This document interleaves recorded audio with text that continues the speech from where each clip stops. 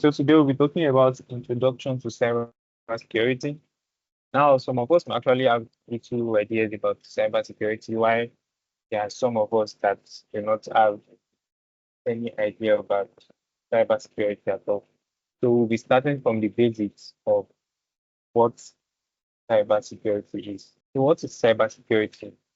Now, if you look at the definition here, it says cybersecurity is the practice of protecting systems, networks, and programs from digital attacks. Now, another definition of cybersecurity is that cybersecurity is a continuous process of protecting systems. The reason why it is a continuous process is because as cybersecurity professionals, we are against cyber attacks or cyber crimes. Now, if a particular cyber attack occurs, or maybe there's a situation of an hacking somewhere, now the method the hacker actually used, if probably there's a particular method the hacker used today, now as a cybersecurity professional, we've been able to discover how the attack worked and how we can actually mitigate that attack. Now, if the attacker finds that you've been able to mitigate this attack, he or she will go back to the drawing board and try to look for other ways to exploit or to hack. That is why I said it is a continuous process, because the more you are finding out how one is being done, the more others are coming up. So that's why I said it is a continuous process or a continuous practice of protecting systems, networks, and programs from digital attack. That is what cybersecurity is all about. Then the goal is to ensure the safety of digital assets, data, and operations from unauthorized access, damage, or destruction. So that is the goal of one of the main goals of cyber security.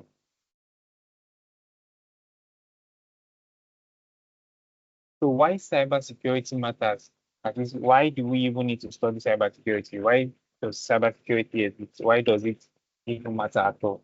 So we say why cybersecurity matters. Now, one of the reasons why cybersecurity actually matters is the global cost of cybercrime.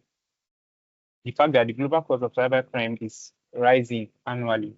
Now, I'll say there's a particular website that you can use to check how cyber attacks or the number of cyber attacks that are actually going on at the moment. Now, a record has shown that every 3 minutes there's a cyber attack, or every 30 seconds there's a cyber attack that is actually going on around the world. So this is one of the reasons why cybersecurity actually matters, to be able to mitigate against this rising cybercrime. The next one is impact on organizations. Now, the first thing is financial loss. Now, okay, you guys did not hear me. So I said the EU has a particular law. We called it GDPR.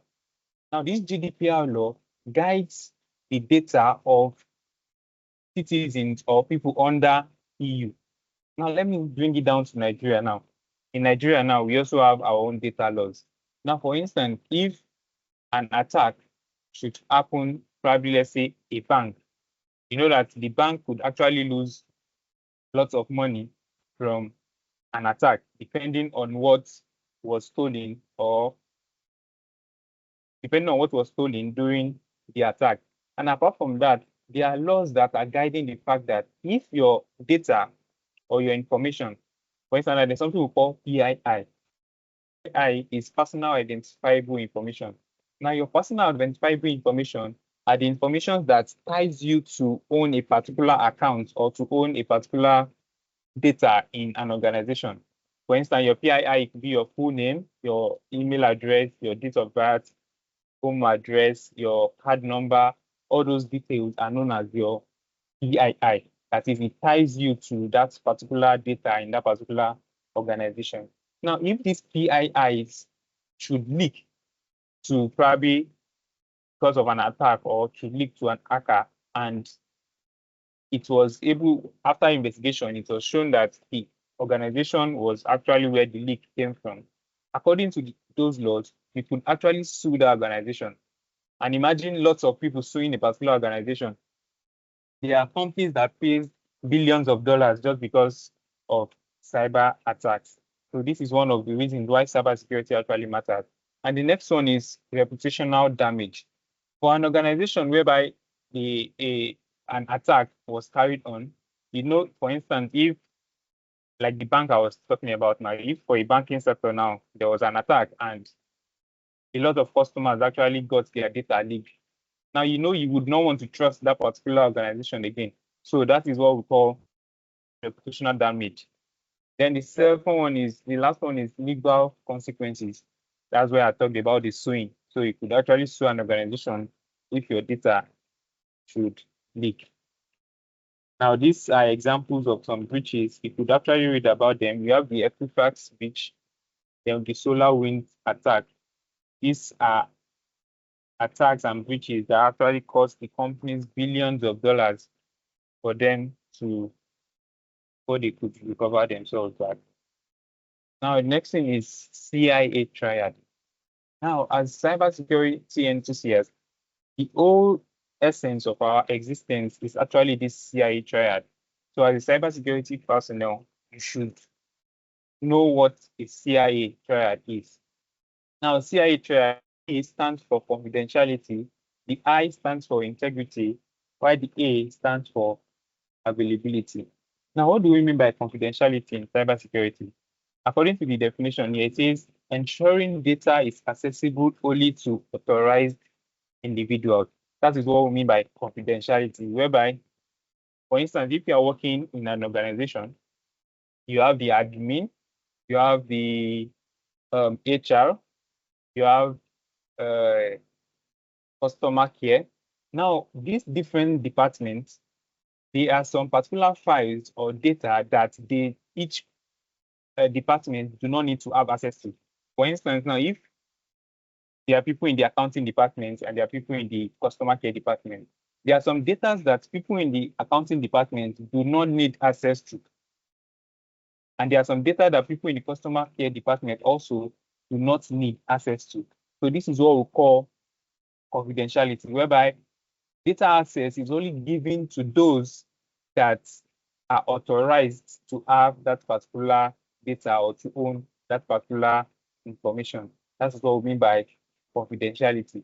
And one of the ways we curb confidentiality in cybersecurity is most times through authentication and authorization. That is how we curb confidentiality. So for you to be able to access a particular data, you need to be authenticated or you need to be authorized to be able to have access to that data. We call it access point. So you need to have the access point to that particular data for you to be able to have access to it. Then the next one is integrity. Now, as cybersecurity enthusiasts or cybersecurity professionals, we need to be able to maintain accuracy and completeness of data. Now, how do we maintain accuracy and completeness of data? Or let me first explain the integrity. For instance, now you save a particular file. Let's say you save a Microsoft Word file or you save a PDF file. Now, if you save a Microsoft Word file, probably somebody actually tampered with the file. By the time you go back to that file, you see that it has been tampered with. That means the integrity of that file has actually been tampered with. Or you send a file to someone. Now, on its way, there's an attack we call man-in-the-middle attack. Now, this man-in-the-middle attack, somebody could actually stop your data from reaching someone and could actually make some changes inside that particular data that you are sending to that person. By the time it reaches that person, it is no longer what you sent that the person will be receiving, which means the integrity of that data has been tampered with. So one of the ways we curb integrity or we mitigate against losing integrity is one, we call it hashing. Probably if time permits, I will show you what hashing is. Because we have hashing, then we have encryption, whereby you change a particular information from a ciphertext, from a plain text to a ciphertext, that is from a readable text to an unreadable text, so that even if there's a man in the middle attack, the person will not be able to access the files that are in it. So let me see if I can quickly show you what hashing is. So let me say I save a particular file.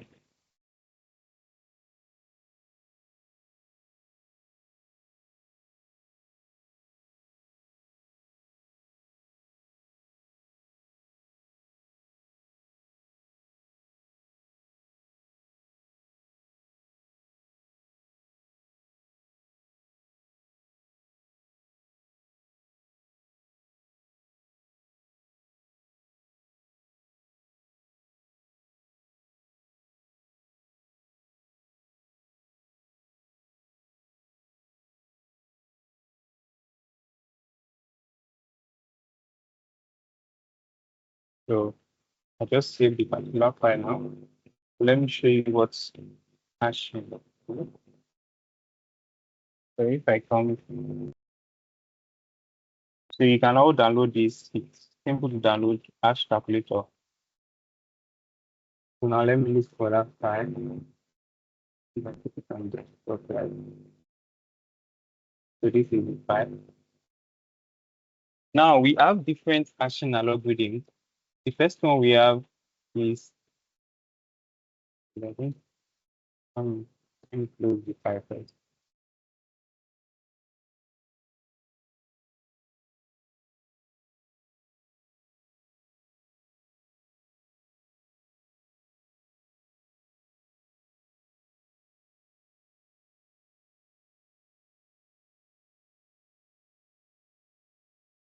All right. So we have different hashing algorithms. The first one we have is MD2, we have MD5, we have SHA-1, we have SHA-256, and we have SHA-512. Now, this MD2, MD5, and SHA-1, they've actually been proven to be weak algorithms. So this SHA-256 is actually the strongest algorithm that we have here that cannot easily be brute forced. So now let's make use of this SHA-256 now. So that I will copy this.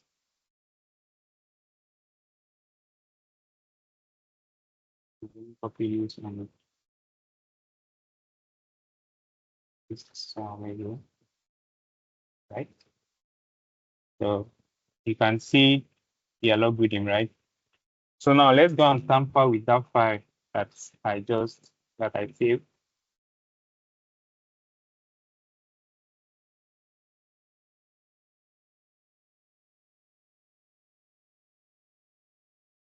Let's tamper with this file now.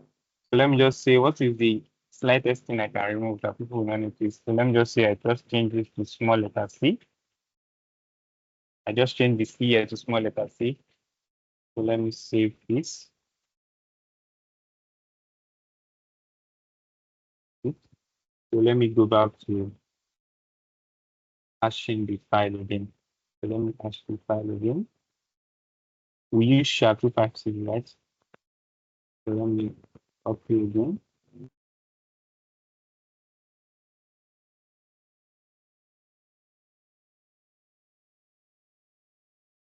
Now you notice that just because I changed a letter C to a small letter, the whole algorithm or the whole strings, the whole hash string has changed. That is how you know that your file has actually been tampered with. So by the time you create a document and you hash that document and you get a particular hash string, anytime you come back to hash that document again, or even if you send that document to somebody, if the person tries to hash that same document with this same hashing method, the person is supposed to get this same exact string. If the person doesn't get the same exact string, that means the file has been tampered with. Now let us go back and change the file to what it was originally, and you would see what would happen. I mean, so let me change this. I think, so let's save. Go back. Let's try to hash this same thing again.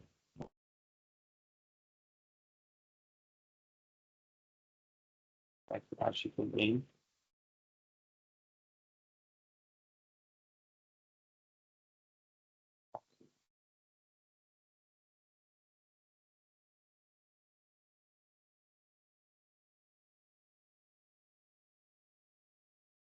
So if we look at something, was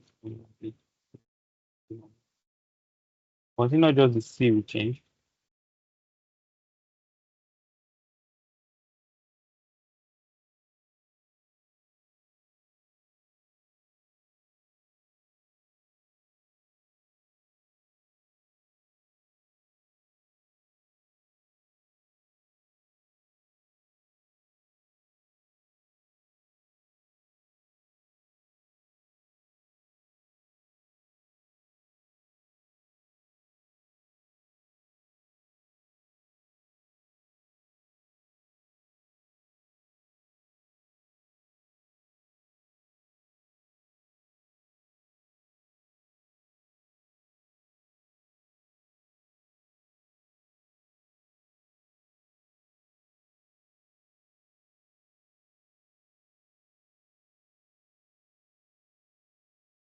So what I'm trying to achieve is by the time you change your file back to what it was originally, the strings too will also change to what the string was originally. So if the string doesn't change to what it was originally, it means that the file has been tampered with. So with as small as just changing a space in a file, it will change the whole hash string. Let's continue on. So the next one is, so that is how we know the integrity of a file. If after hashing the file and you come back to hash the file again and you discover that the strings have changed, it means the file has been tampered with. That is, the integrity of the file has been tampered with. So the next one is availability. So the next one is availability.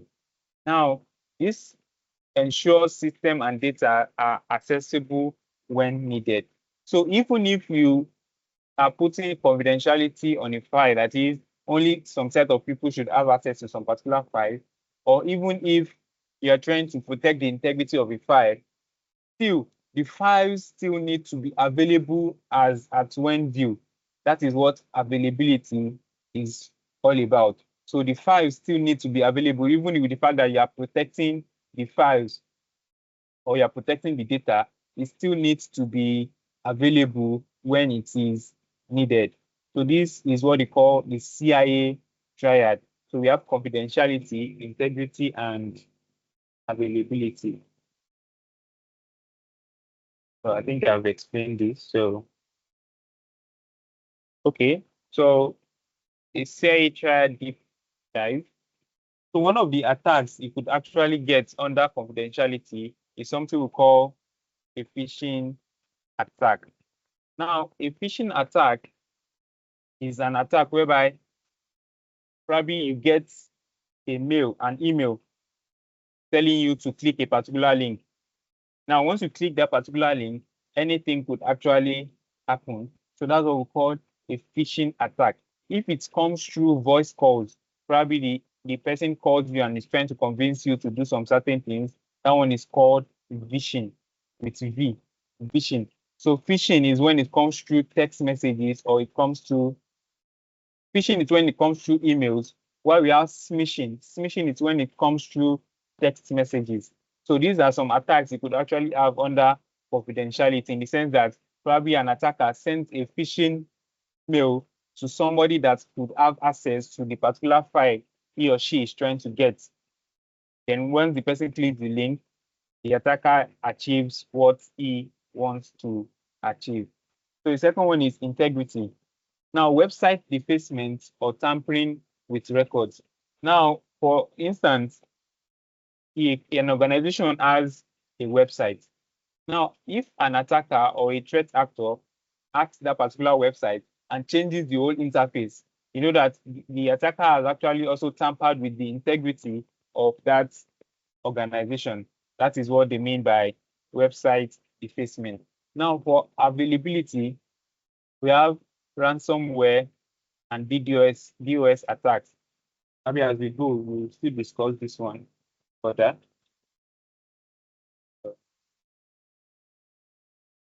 So we have some cybersecurity key terms. Now, these terms might look simple, but most times when employers want to actually employ cybersecurity enthusiasts or cybersecurity professionals, they come back to this key term because they feel as a cybersecurity professional, you need to understand these key terms before you will be able to say you are into cybersecurity. Now, the first one is vulnerability. Now, a vulnerability is a weakness in a system that can be exploited by a threat actor. So what do they mean by vulnerability? So let me bring the example now to your homes. Now, in your houses, if you have, probably you have a torn net, you know that that is a vulnerability for a robber or a thief to actually, a robber could actually exploit that torn net to get into your house or to get into your home. So that is what we mean by vulnerability. So there are vulnerabilities like that in systems, in networks that threat actors actually look for so that they can exploit those vulnerabilities to make an attack on your system or on your network. Now, the next one is risk. Now, this is the potential loss or damage when a threat exploits a vulnerability. That is the potential for a vulnerability to be exploited by an attacker is what we call risk. That is, if you are taking a particular risk, okay, you've seen this particular vulnerability. Now you are like, could this vulnerability actually lead to loss of damage, or should we just leave this vulnerability like that? So when you are taking, so that is what risk actually is. That is the potential loss or damage when a threat exploits a vulnerability. That is what risk means in cybersecurity. The next one, we have threat. Now, any circumstance or event with the potential to harm systems or data. So when a circumstance has a potential to harm a system, we call it threat. That is, this particular thing that we are seeing has a potential to harm the system, then we tag it as a threat. Then the next one is exploit. Now, a piece of code or method used to attack, to take advantage of a vulnerability. Now, the method used by an attacker or by an hacker to actually take advantage of a particular vulnerability or a particular weakness in a system is known as exploit. Then the next one is network. A group of interconnected systems that share resources and data. In your houses, you all have networks. A network in the sense that most of you have, probably you have two phones or you have a router in your house. If you connect your router to your phone, or two or more phones are connected to your router, you have already created a network. Same thing in organizations. When they connect systems together or they connect computers together, they are creating something we call a network, because those systems could actually share data and share information. Now, the next term is protocol. Now, a set of rules governing data communication over the network. Example, we have HTTP, which means hypertext protocol. Then we have TCP, which is transmission control protocol. Then we have IP, which is internet protocol. Now, all these protocols are set of rules that actually govern how communication are done over a network. For instance, now HTTP, which has to do with websites. Now, HTTP is one that governs how communications are done over the internet. So we have HTTP, while we have HTTPS. The difference between HTTP is that the S in front stands for secure. So that's why they tell you if you're using an HTTP website, you're actually not secure, because most of your data could actually be seen in plain text. But for an HTTPS website, which is secured, your data are encrypted. As time goes on, we'll be able to shed more light on that. Then we have firewall. Now, a network security device that monitors and controls incoming and outgoing traffic. Now, on your systems or your computers, you have something you call a firewall. And there are also hardware devices that organizations also use, which is firewall. Now, what does firewall do? Depending on the kind of rules you set to that particular firewall, it helps you to filter traffic. That is, for instance, if you don't want your system or your network to be able to visit netflix.com, you could actually set your firewall to block any incoming IP address or incoming traffic from Netflix. So this is what a firewall does. It helps you to filter out traffic based on the rules that you give to it. The next one is encryption. Now, the process of encoding data to prevent unauthorized, that is the process of changing a ciphertext, a plain text, which is readable, to a cipher text, which is actually unreadable until they decrypt that text. That is what encryption is. Now we have patch. Now, patch is a software update designed to fix vulnerabilities and bugs. So from this definition, what patch means is when there's an update, you have to always update your system, because most times the reason why they release updates is because they probably discovered a vulnerability in the older software version. Now they are telling you to update so that that vulnerability will not be exploited. That is why, as cybersecurity professionals, we always advise organizations, make sure you update all your softwares, because most of the reasons why they release updates is because a vulnerability has been discovered in the previous update. And if you refuse to patch up your own software, then you could be a victim of an attack. Now, the next one is malware, short for malicious software. Now, malicious software designed to damage or gain unauthorized access to systems. So a malware are actually software codes that are designed to damage or gain authorized system to or unauthorized access to system. That is what a malware is. Then we have threat actor. Now, threat actors, you can call them hackers also. We don't call them hackers, we call them threat actors. Now, this is an individual or group responsible for carrying out cyber attacks. So we call them threat actors, or you could also call them black hat hackers.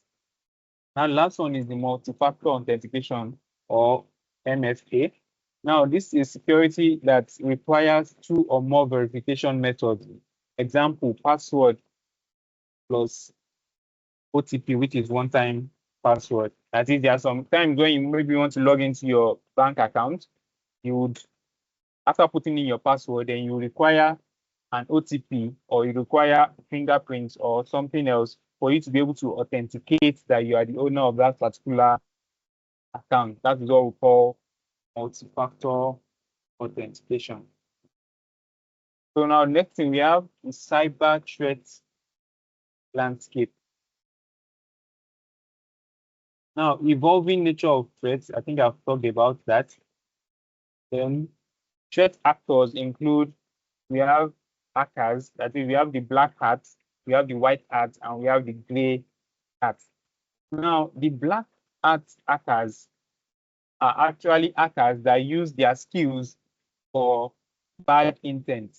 That is, they use their skill for bad intentions to exploit vulnerabilities and trying to exfiltrate data from an organization.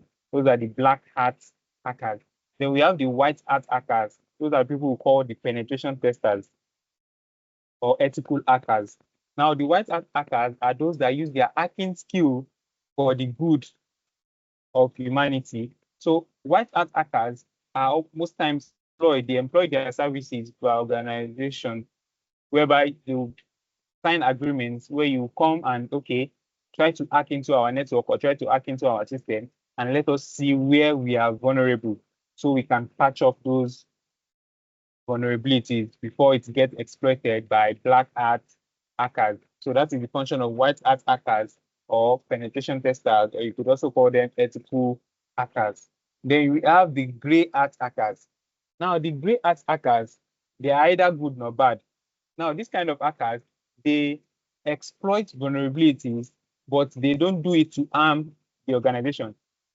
An hacker, a gray hat hacker could just try to hack a particular website without permission and sees a vulnerability, then leaves a message there for them to actually fix that vulnerability or just move on. So the difference between a gray hat hacker and a white hat hacker is most times permission. As a white hat hacker, you need agreements and documents for you to perform a penetration test on an organization's network or a website. But for gray hat hackers, they just do their own, but not for harmful intent. Then we have nation states. Now, what nation states means is that most times when nations are having issues, they could actually employ hackers to help them hack a particular country or a country's network. That is where we come have nation states. Then we have insider threats. Now, insider threats, what insider threat means is that, as an individual working in an organization, it is easier for you working in the organization already to infiltrate that organization compared to somebody that is just coming from outside to try and infiltrate the organization. So that's what we call insider threat, whereby the person inside the organization is also an arm or a greater harm to the organization. Because most times when phishing happens, it is one of the employees that could actually click the link, and before you know it, there is an attack on the organization, or probably he or she doesn't even understand what he or she is pressing in the computer, and before you know it, the person has deleted what he or she is not supposed to delete. So that's what we call insider threat. Then we have cyber criminal organizations. Now, there are cyber criminal organizations that what they just do is to hack. They are just hackers, cyber criminals that just hack people and just exfiltrate data from them and try to steal their data or just destroy their reputation or the reputation of that organization. Now we have common cyber threats. First one, we have malware, which is short for malicious software. Now, some malware that we have viruses and we have worms. Now, viruses are malicious softwares that do not actually they need a host. For instance, most viruses need to be clicked by someone before it actually spreads on your system or on the network. But for once worms get into your system, it could affect the whole system. That's the difference between viruses and worms. Now, a ransomware attack is an attack whereby an hacker tries to your data. So imagine an hacker breaking into your system or trying to hack your system, now encrypt all the data that you have. Now, where the ransom comes in is that the attacker now tells you to pay ransom before they could actually decrypt your information. Now, most times we usually advise organizations, once you have a ransomware attack, it's advisable not to actually pay the ransom, because even if you pay the ransom, there is no assurance that they will actually decrypt your files. So the best thing for you is make sure you patch up your systems well, have backups, so that even if your data are encrypted, you could actually access your backups to get those data. The next one is phishing. I think I talked about this. These are deceptive emails or sites. So probably along the training, we'll be able to talk more on phishing and how you can detect a phishing attack. Now, the next one is DDoS attacks. Now we have DOS and we also have DDoS. Now DOS stands for denial of service, while DDoS stands for distributed denial of service. Now, how does this attack work? Now, if you visit a website, what happens in the backend is that there's something we call DNS, which is domain name system. Now, what this domain name system does is that as human beings, normally websites communicate with what we call IP addresses. Now, all websites have their own particular IP address, but as human beings, we cannot easily remember IP addresses. So that is why when you type google.com, that DNS helps you to translate that google.com to the IP address. Now, your own system IP address now goes the IP address of that particular website you are trying to visit. We call that a SYN, which is SYN. Now, when your IP address goes to look for who owns this Google IP, that is called a SYN. Now, the Google IP now responds to your own IP address saying, I am the owner of this IP address. That is, I'm the owner of this IP address. So I feel we can actually make a. Now, that process is called a SYN and ACK. SYN is SYN, while ACK is ACK. So that is SYN and acknowledgement. Now, after that, then now comes what we call acknowledgement, whereby they have connected and they can start sharing information. That is what happens in seconds that you don't even know. Once you click on google.com, that is what happens in the backend. Now, how does a DOS attack now happen? Now, for each website, it has a number of people that could actually visit or make a SYN request. You trying to get the website is making a SYN request. Now, there is a number of people that can actually make a SYN request at the same time.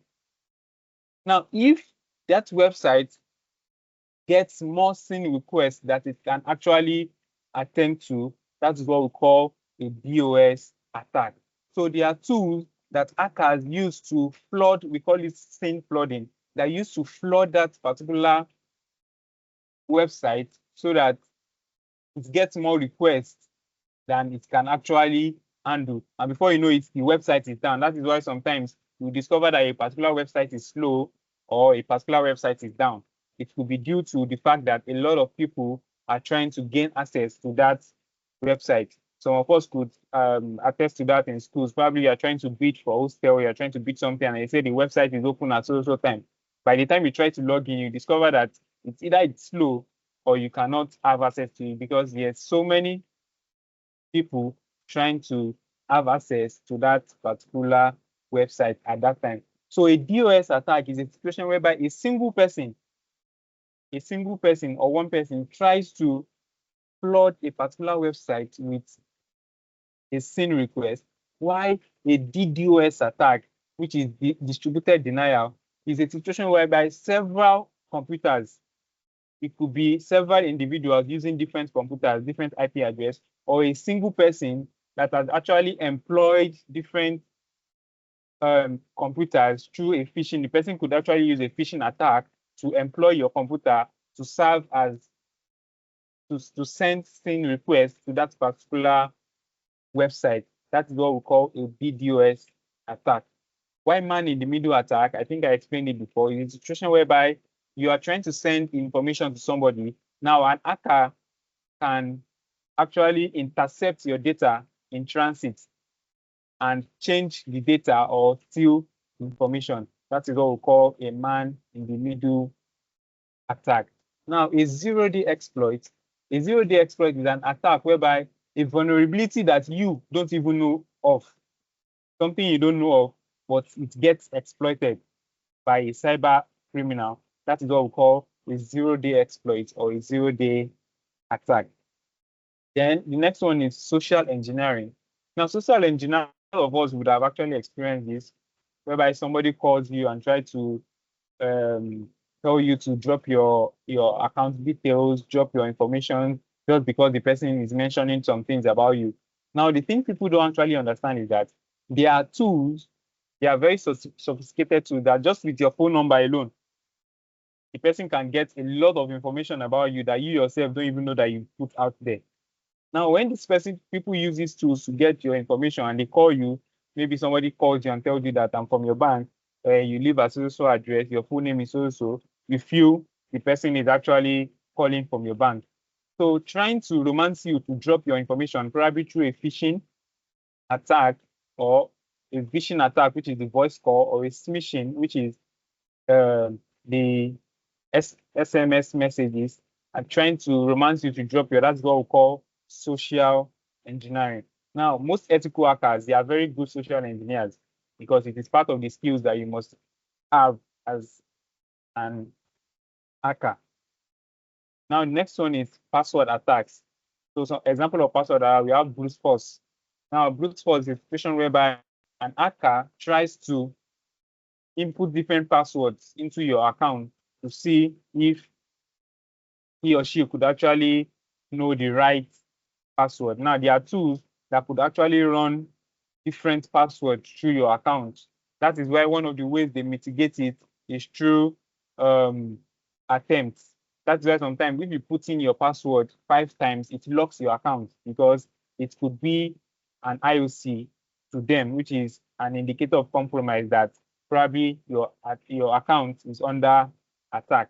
That is why you have to go through some enormous processes before you actually get your account back once that's happened. Then I explained insider threats before. Now, SQL injection. Now, SQL is actually a what do you call it? It's actually a script or a code that is used to code database. Now, what is a database? Database is where your information on a website are actually stored. So the programming language used to code most of this database is called SQL. Now, SQL injection is a situation whereby an hacker is trying to influence the particular SQL code that they used to code the database to get information from that database. That is what an SQL injection is. So the next one, we have attack vectors. Now, one of the attack vectors we have email attachments and phishing links. Attack vectors is just like saying the methods or the tools that hackers could actually use in exploiting a vulnerability. So number one, we have email attachments or phishing links. Now, I think I explained email attachments, I explained phishing links, whereby an hacker could just design a phishing email to send to you and make you want to click that particular link. So there are several ways of actually knowing if a is a phishing email.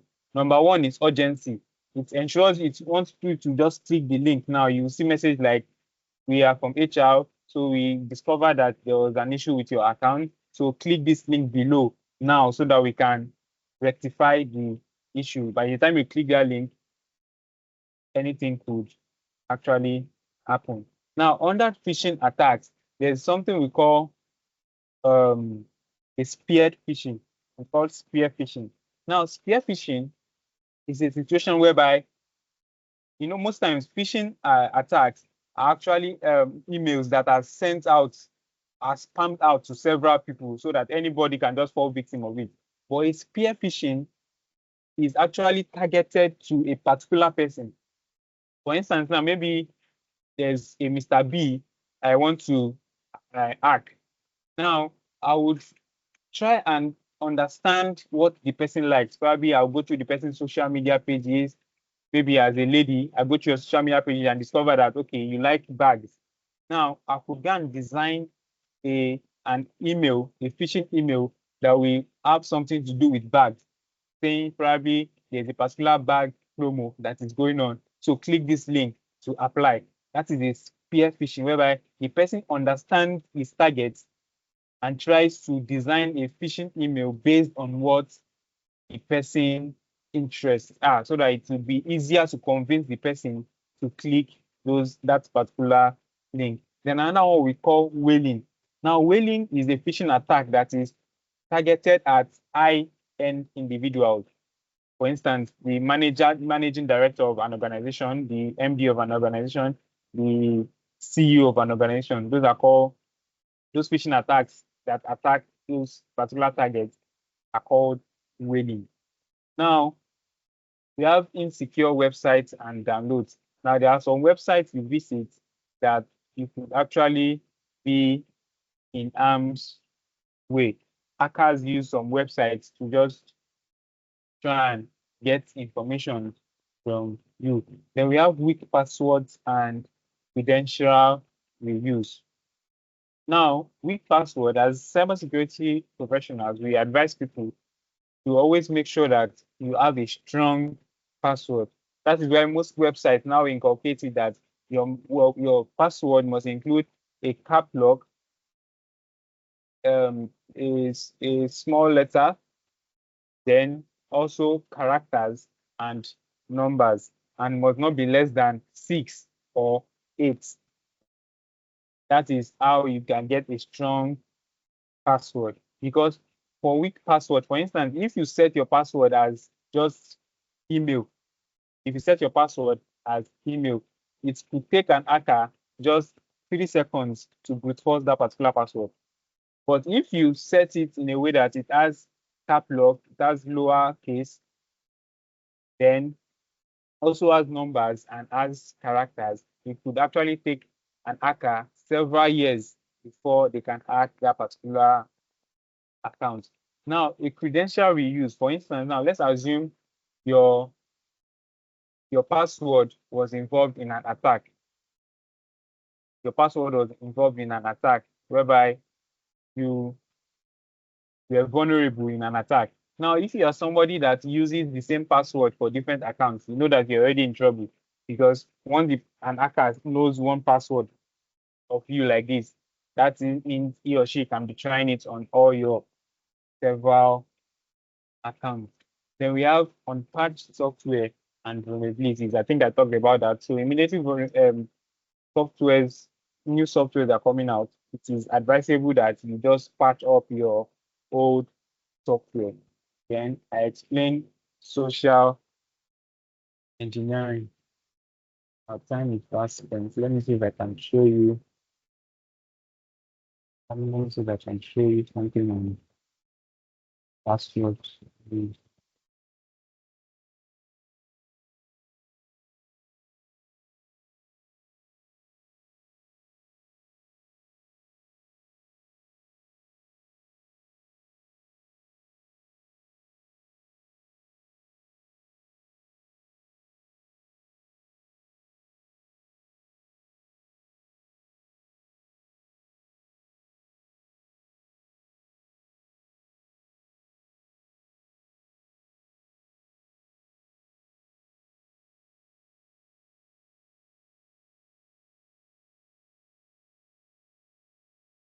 So please confirm you can see my screen.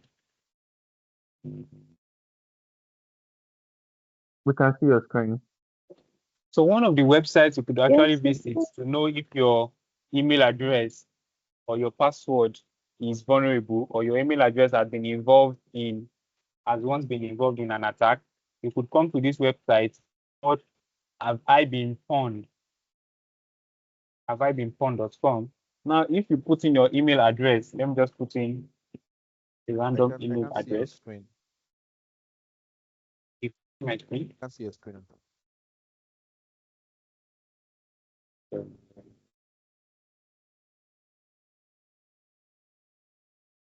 Oh. Mm. Can you see my screen now? I can see your screen. Yes. Yes. Right?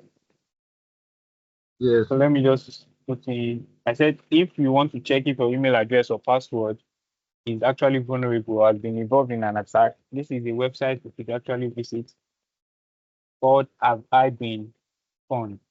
Now, this website, let me just put in a random.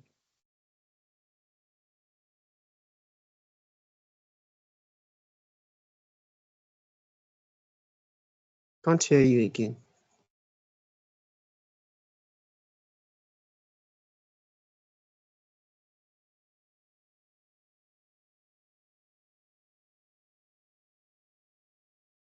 Can you hear me now?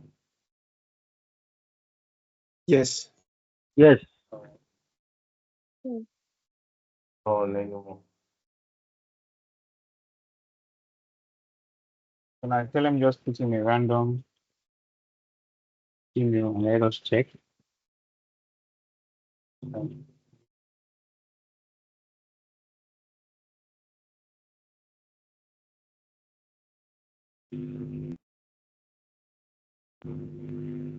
So this I forgot to mention this. Now, example of mitigation against DDoS attack is this Cloudflare.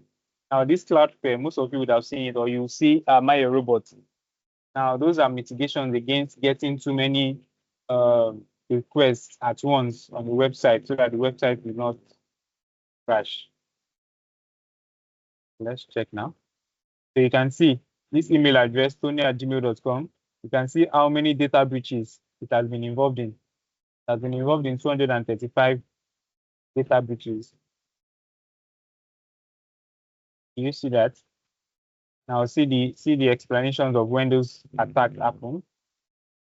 So it will explain everything to you for you to know that this particular email address you are using or this particular email address has been involved in an attack. Now, most times these sites like this, they have organizations that actually submit, for instance, if an attack happens somewhere, they could actually submit the email addresses that was used by the attacker. So they will add it to their database and they would explain how the attack happened. Let's do the same thing for password.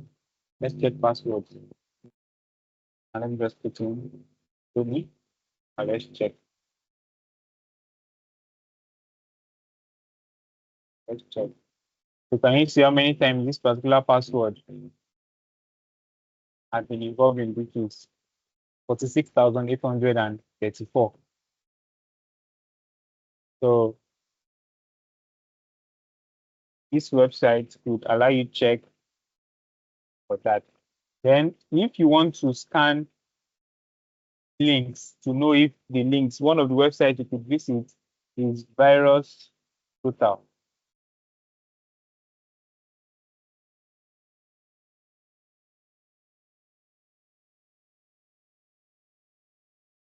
So if you probably receive a suspicious email and you feel that you are not sure about the link, you can just copy the link, then you come to URL and paste the link here.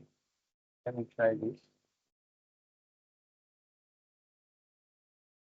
So you just come here and paste the link. So if the link is not clean, it would tell you here that the link is not clean. But this is not 100% assured. You understand? Don't say it's me that said you should go and check. You can check link here, then you'll be clicking any link that you see. All right. So let's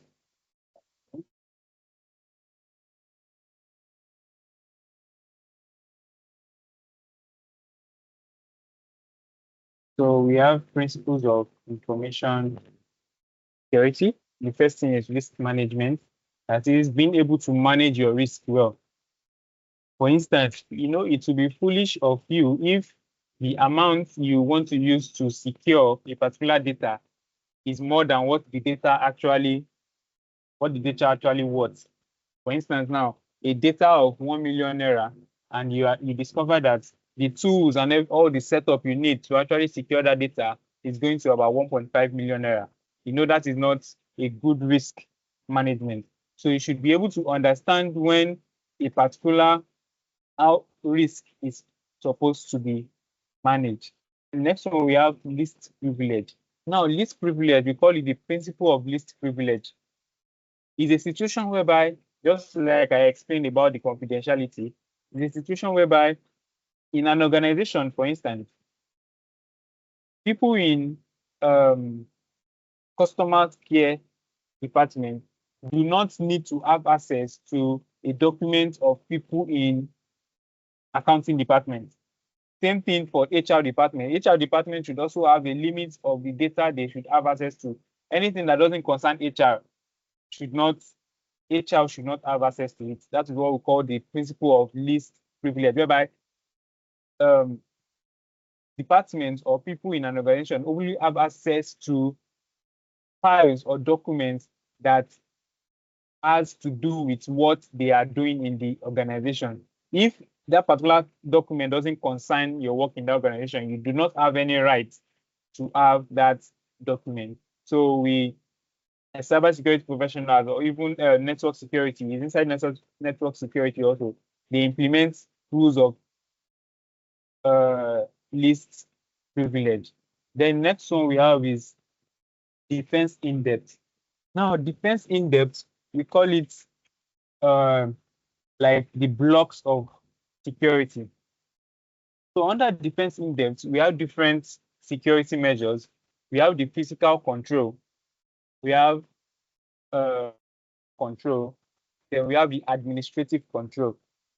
Now, for the physical control has to do with anything physical. For instance, now in an organization, it is important to have gates. It's important to have fence.